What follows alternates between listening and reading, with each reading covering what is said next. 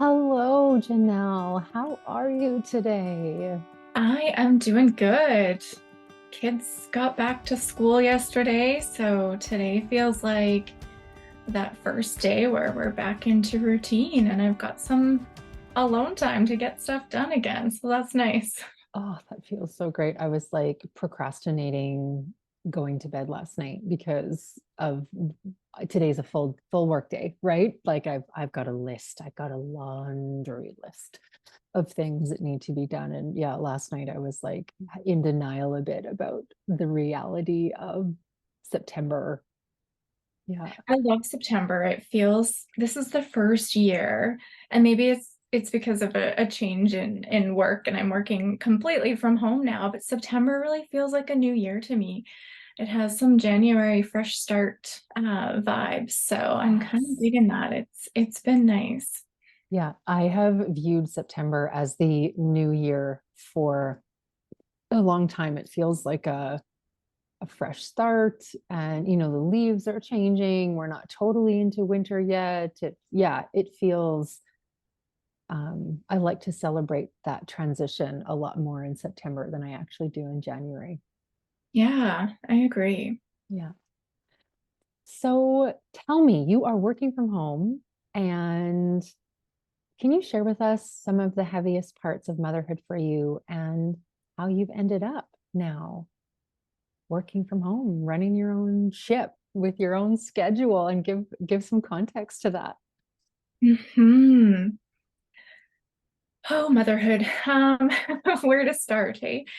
I think for me personally, it's the guilt, the feeling Mm. of guilt and stories that we really do just make up ourselves and the pressure that we put on ourselves and not realizing that we're our own worst enemy in that and we're the culprit of these stories and these feelings of guilt and really not feeling like we're doing enough ever, or we're Ever. always in this cycle of going and doing for everybody else because we feel like that's what we should do. And yeah, when you stop and pause and have that chance to reflect and think about like who am I really doing this for and what is this about?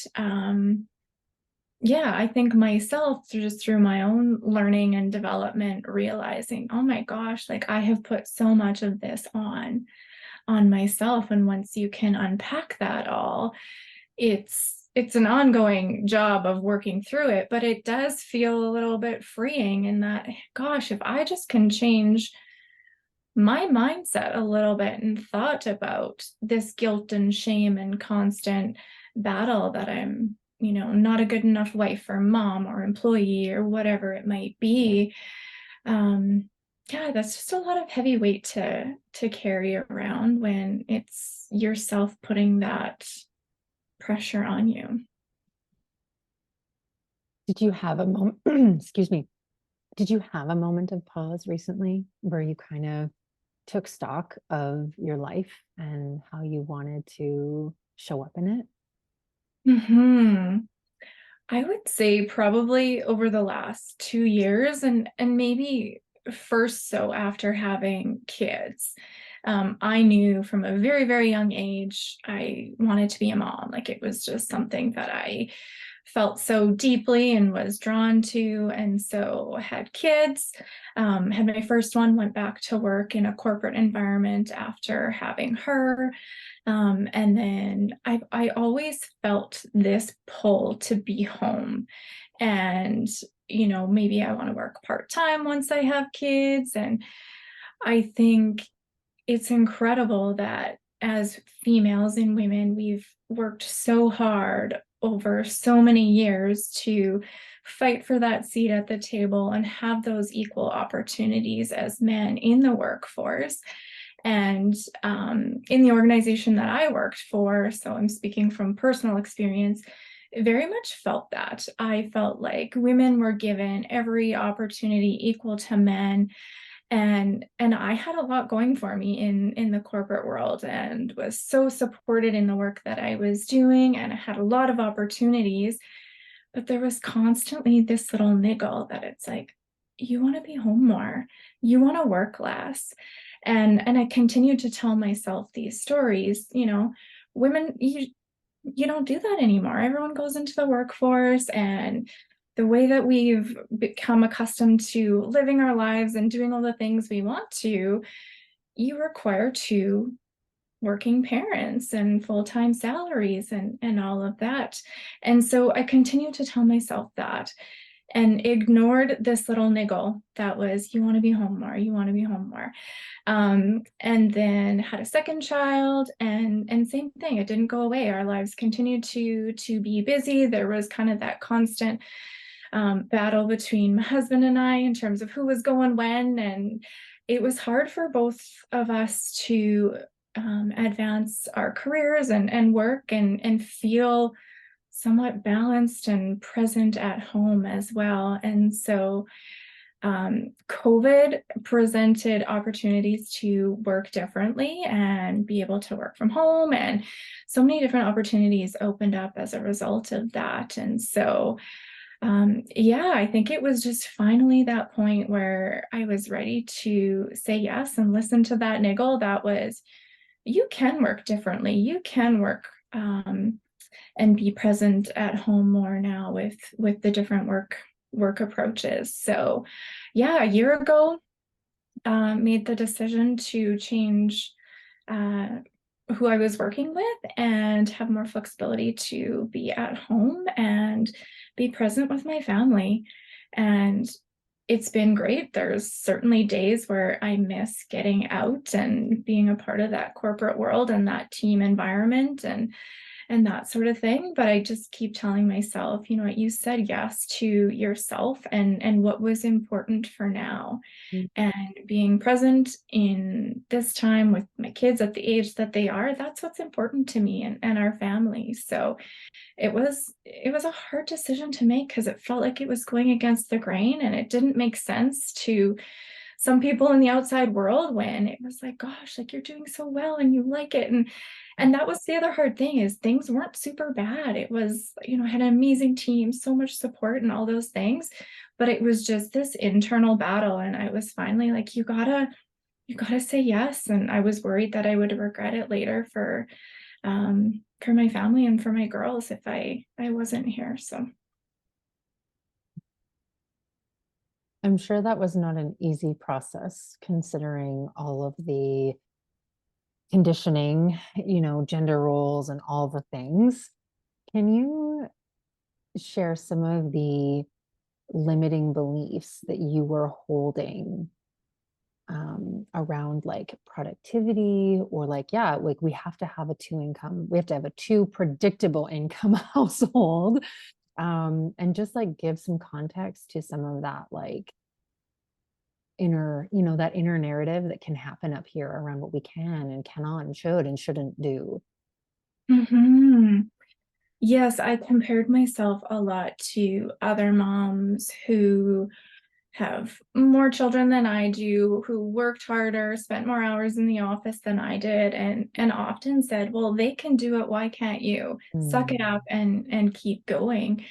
And so, yeah, you do that for a while until you realize we're not all the same. mm, And I truly believe that each and every one of us is wired differently, and no judgment to that mom who wants to stay home and be a full-time stay-at-home mom. Like, you've got kids, it is the most challenging job in the world, and you don't get paid for it. there's no Um, time off and there's no no, benefits. no. And so I quickly learned after having kids, being a stay-at-home mom was not for me. Yeah. I wanted to work. I needed that adult interaction and, challenging my brain and having a purpose outside of my kids. Um, but I think I never told myself that it was okay to look at it differently. And Mm, yeah, you can make choices differently than other people, and that we've been conditioned to do. And I think what I've learned through all of this and would encourage others to do is really find out what's important to you and make that decision for you. don't compare yourself to the other people that are staying home or that are breaking through the glass ceilings and making that huge difference and impact in the workplace, and feel that you need to be that too. You need to listen to that inside voice and what it is that you need to do. There's a place for all of us, and I think there are those women who are breaking new ground in the workplace and changing things, and we need them too. And so I kept comparing myself to everybody else, and kind of tried to keep up with them and what they were doing, and was just really ignoring what I wanted and what was Mm, important to me at that time. mm. If you can guess, maybe you already know, what do you feel was at stake if you would have made this decision in terms of, were you going to be judged? Would you be less than, perceived in your family? Would your boss be mad? What was at stake in making this decision? I think all of the above. I had great relationships at work, and so felt like leaving and letting my team down. Mm, And even at home, it was, even my parents, chatting with them about making this decision. And it's like, well, gosh, things seem so good. And is this really something you want to give up now? And I'm like, well, yes and no. And, really there's pros and cons. And so ultimately making the decision to say yes to a different opportunity means you're giving up other things too. So, yeah, it really felt, it was a hard decision, and there was risks associated with it. But if I think of what was important for this time, it was, yeah, that time at home and the flexibility around having young kids, and a flexible schedule where you've got a little bit more control over the time and hours that you do get your work in. It has been a good change.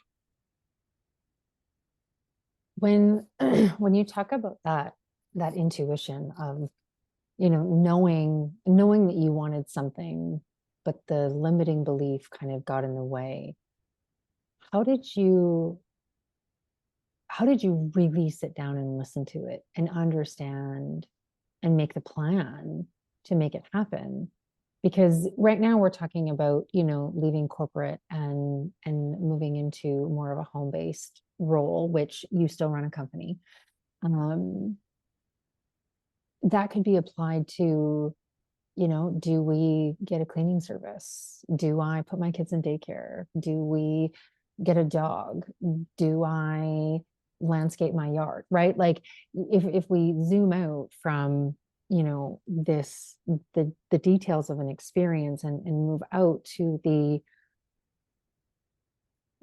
themes of making that decision, and that intuition, the beliefs and the stories and the things that we tell ourselves, and then the guilt associated with both decisions, right? Like, you've got guilt if you stay, you've got guilt if you go. um, how did you really feel into that and then execute it? Hmm. It's a good question.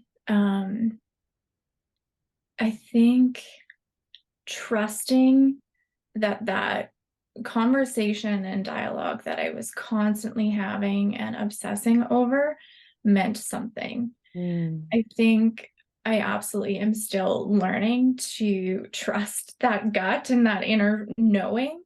It's a constant process because your ego always gets in the way, and is that really it? Or I don't know. But I just said, you know what, you got to listen to it, trust it. If it's not going to work out or meant to be, you can go back and work for this organization again, or find a position elsewhere. But if you don't say yes now, how will you ever know that that was the right mm. decision? And so it was really just, let's trust it and see where it takes you. How did that conversation go? No, hang on, I'm going to back up. Who were you most afraid to tell? Hmm, that's a good question. Probably work. Mm. Yeah, And what was the story you were telling yourself about that conversation? that I was letting them down. Mm. Um, yeah, because I had great relationships and loved what I did. I was just looking for something different. And I knew that that different wouldn't be there or with another large organization that would have been similar. And that was the thing too. It wasn't like I left that company to go for work for a different company that was, very similar.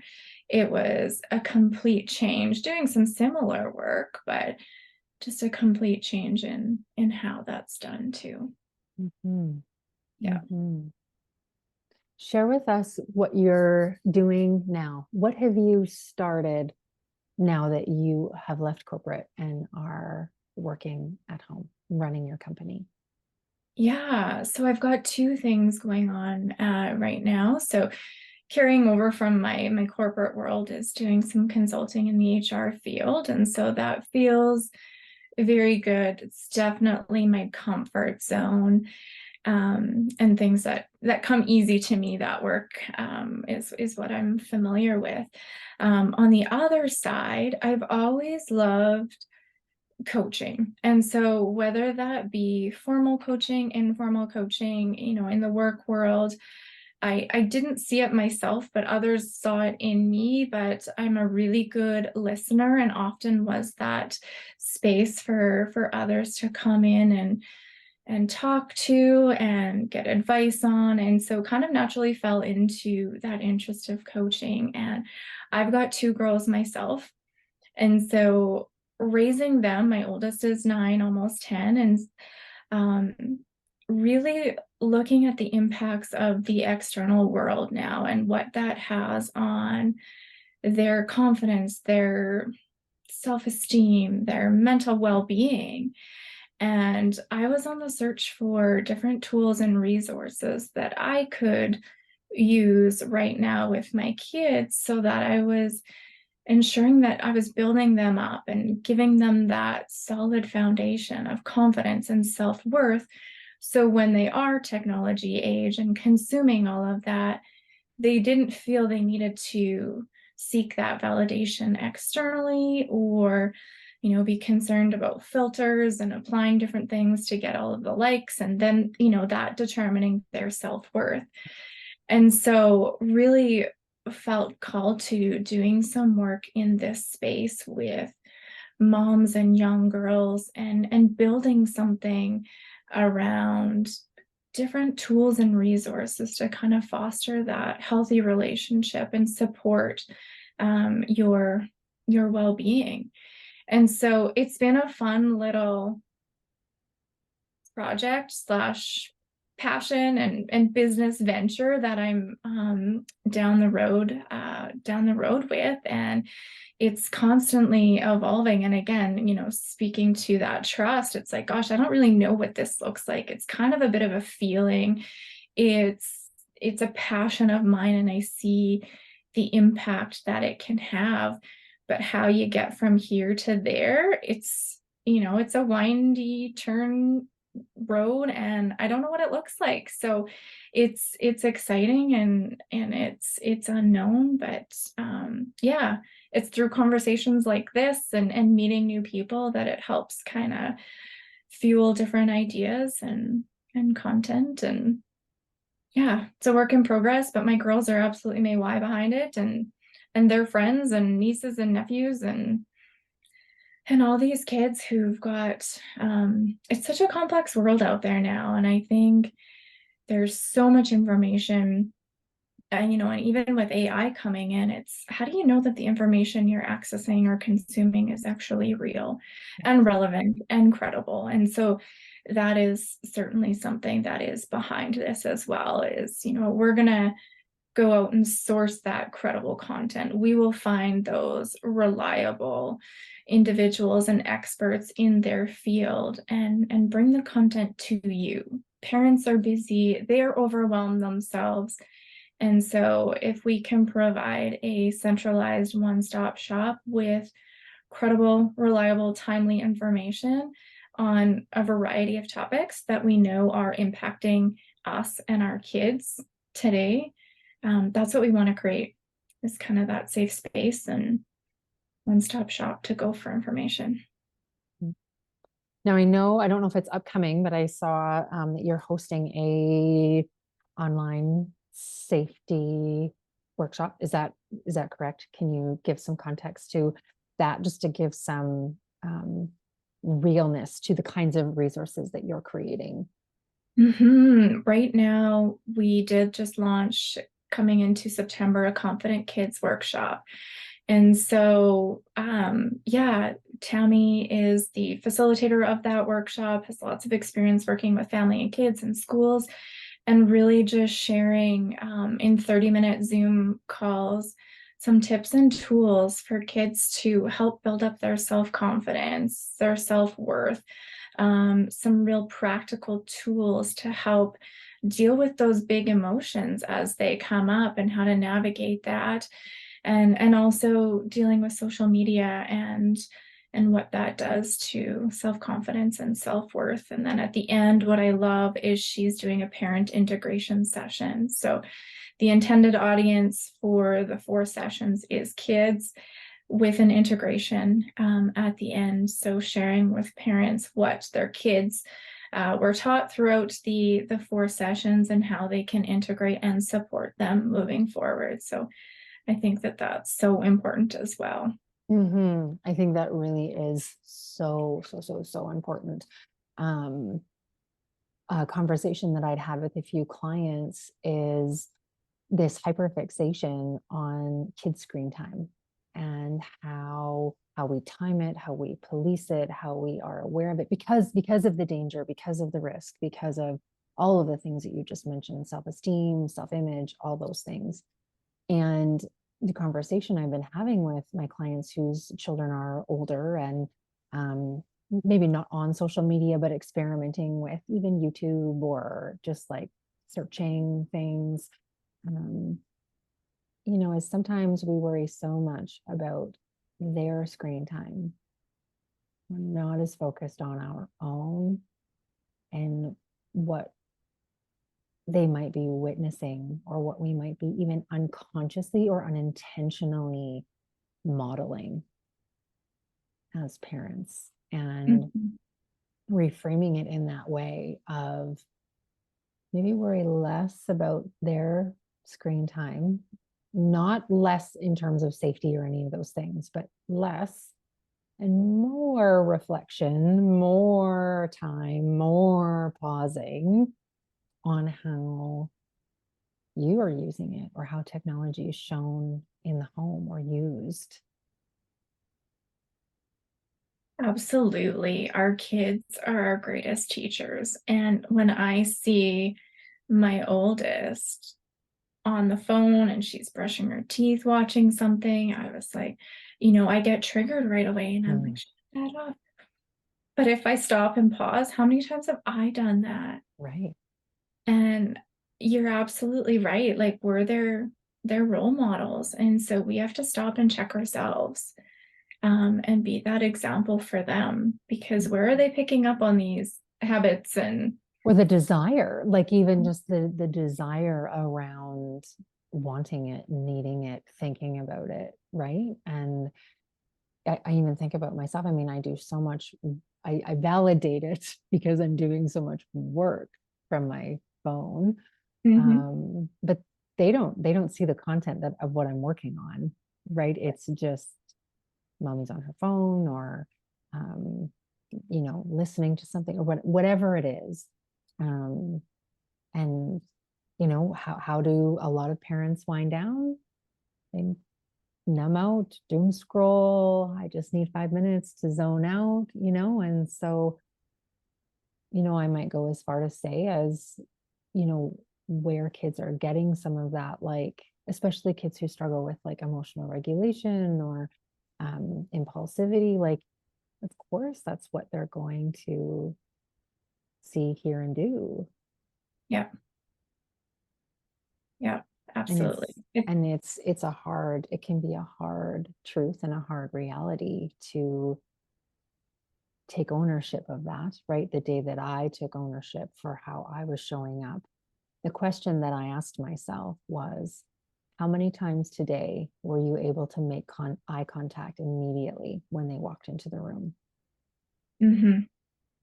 And when I started to think about my own behavior, my own consumption, my own hard parts of motherhood, when did they happen? Often when I was distracted or rushing to a response or, trying to navigate that digital piece of motherhood. Yeah. Yeah, I couldn't agree more. And as I was going down this path of searching for different tools and resources and all the things for what I thought was for my kids, Right. I quickly realized this is for me. Like, I need to go through this process of learning and unlearning myself before I can be that example or share that knowledge and information with them. So I didn't know that this whole journey was actually for me to begin with. And yeah, as I learn and evolve, I can pass and share some of that wisdom on with others. Mm. Isn't that so powerful of whatever was the motivator or the reason or the event or the experience behind becoming a mother or a parent? Our kids they will always find a way to hold a mirror up and say, what is it about me that's participating in this? What am I contributing? Can I get curious about this pattern, this behavior, this thing that seems to be happening in our lives, whether it's technology or behaviors or sleep, whatever it is? How am I showing up to this? And how do I live? How do I live and show up in the way that feels good for me? It feels good for my Mhm. family, that honors who I am and who my kids are and their temperament and my temperament. Yeah, absolutely. The the piece of your story where you had this intuition that something needed to change or shift or be different, and then getting to the point of executing it, I think is something that people need to hear, because I wonder how many people out there think that they can't, shouldn't, or won't, don't, because of how somebody else might perceive their choices, how somebody else might need to live, how somebody else, other people's, we make all kinds of stories up about other people's resources, realities, and circumstances. Um, and it's important to just honor, what's happening inside of you. Yeah, that would be the one thing that I would love to share with others is to pay attention to that that conversation inside Right. and listen to it and shift away all of the other voices and noise and perceptions and really get down to the core and the root of what it is that you want to do and want to be and follow through on that. And when you can find that passion, that is so powerful. And I think just the ripple effect of that, whatever it is for you, Mhm. the ripple effect of that is on other people is it's profound. And through some of these interviews that I've done, the advice that I was given too was, what is the best thing or what is the favorite thing about the work that you do? And somebody said to me, it doesn't feel like work. Mm. And so I think when you can get to that place in the work that you're doing, you know that you found it and you found that thing that it is for you to be doing. And so in order to get there, you have to unpack and shed away all of those other stories and perceptions. And I think, like, no judgment to our parents and our surroundings and the school system and things like that, that all kind of add to the layers of the stories that we put on ourselves. Oh, you would be a really good teacher, or oh, you would do Yeah. really well in this. And it's like, all of that starts to build up and, kind of resonate over time. Oh, I would be a really good teacher. And, did you ever really think about what that meant for you? Or is that something that you really wanted to do? So yeah, it's hard. It's not easy to really dig deep, so to speak, and figure it out for yourself. But when you do, and when you can, and kind of just be in that flow of working in the way that you're meant to be working.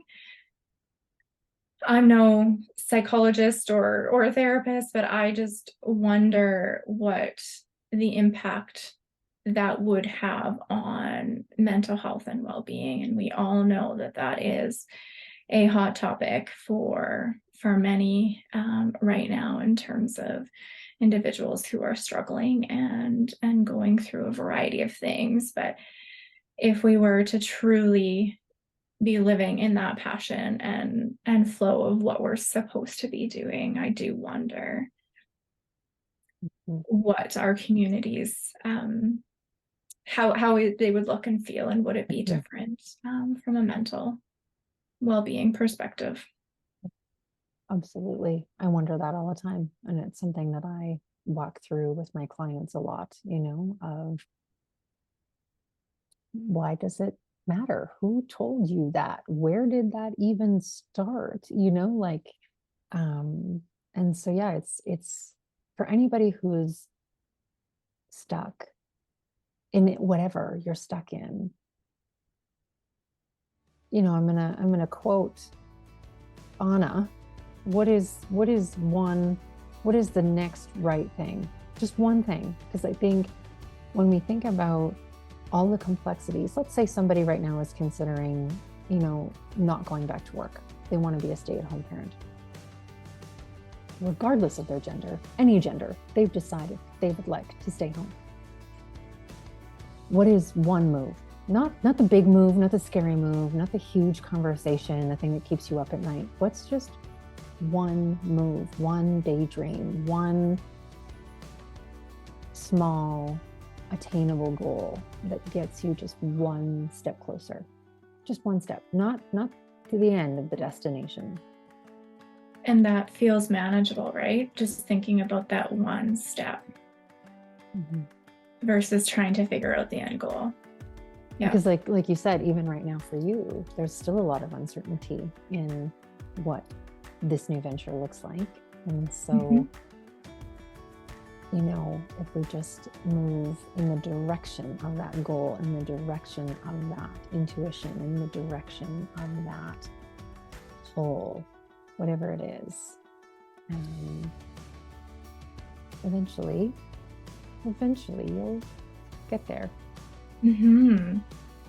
Yeah. Baby steps. Yeah. And I think that's a really good place to close today. And if you have any wonderings about the workshop or anything else that we talked about today, I'll put everything into the notes, and where you can connect with Jenelle if you're interested. And we'll see you in the next episode. Thank you so much for having me. Thanks, Jenelle. Bye. Bye.